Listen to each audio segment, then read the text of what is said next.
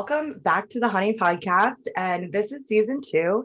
And starting with season 2, I am your host, Danny. Celine, we have Phoebe, and this is Ivy. This is Pamela. We are joined by some very, very, very special guests.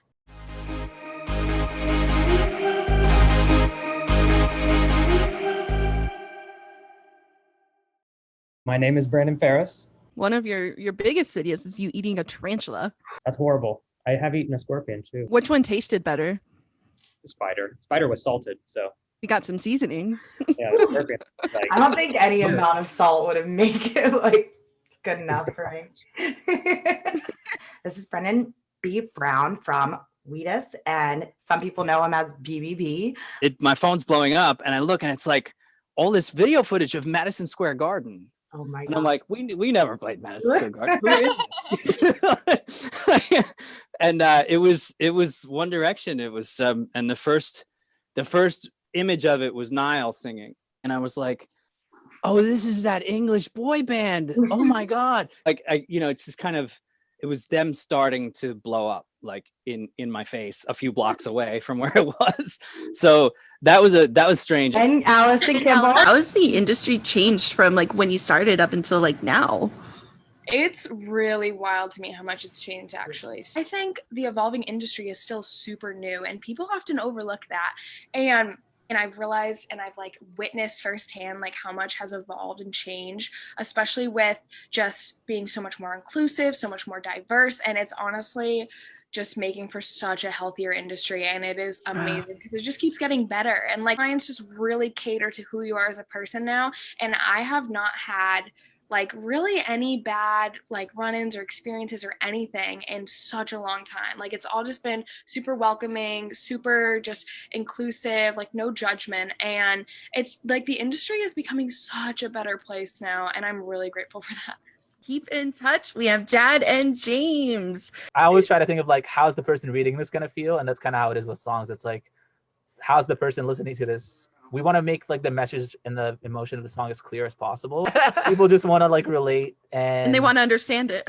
Exactly. And a lot of we have a lot of listeners who English isn't their first language, so kind of have to stay mindful of that. And not everyone in the world speaks English, so you have to kind of make a song where you can still understand what's going on and still appreciate it and still get that feeling out of it without knowing every single word in the English language. Yeah.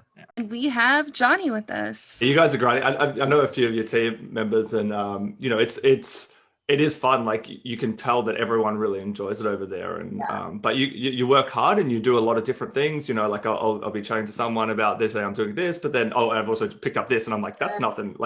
There's no link between that, but the fact that you have a great team of people that show initiative, that really care about what you're putting out, and the way the content and the site looks. It's if you care about what you're doing, it doesn't feel like work as much, right? Even though you are maybe doing a ton of hours and hustling, it's it's fulfilling. And I think I see it with your team. You got an awesome team over there. So. We have Roy English of Jaguar Twin. Yeah, that was fun.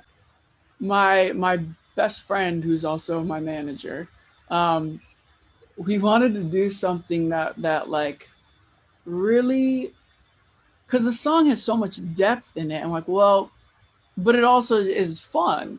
And so how do we do this experience that is fun to do, but also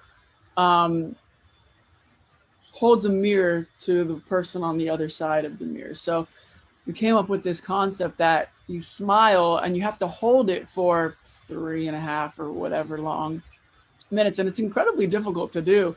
Actually, you think it's oh yeah, I can just smile, but 30 seconds in, you're oh man, this is really hard. We have a special guest, Emma Blackberry. Why are we getting dunked on now? It was if you we're were getting dunked on for side parts. Yeah, I definitely have a side parts.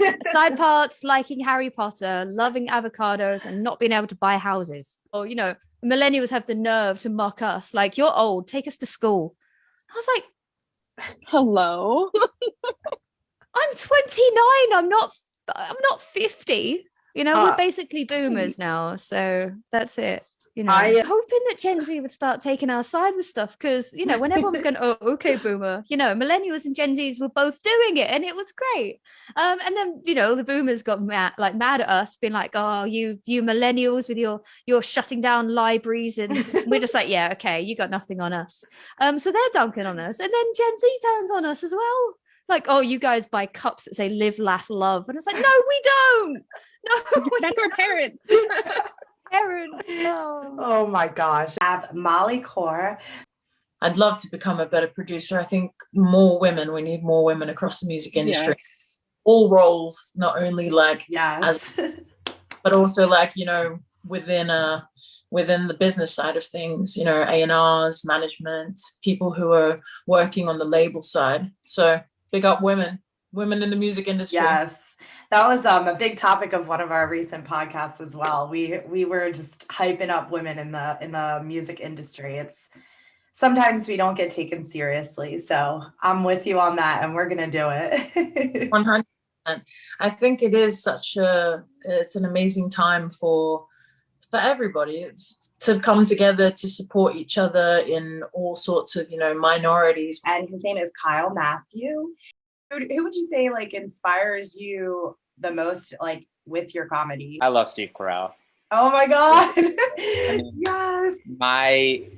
One of my favorite performers in general, if I could emulate a career. I think he's so great. He's so good at playing the lovable idiot, but also he's also playing really grounded characters. I always think about one of the last episodes of The Office when Michael comes back.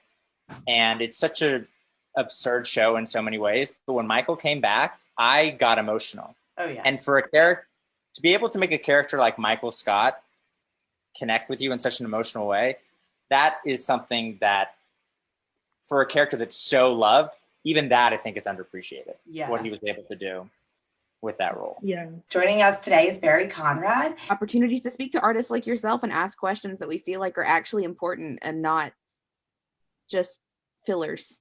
Like that's kind of what prompted the whole thing. I think that's really cool because a lot of the time, like you do get asked interviews and stuff, like you get asked the same thing, like and it's really generic questions, and it's not inspiring, and it makes you feel like the person isn't really interested, right, or hasn't like done their research, or not that like you deserve this, that, and the other, but just like if you're gonna like take time to do an interview, like ask interesting questions, or don't be boring. Right.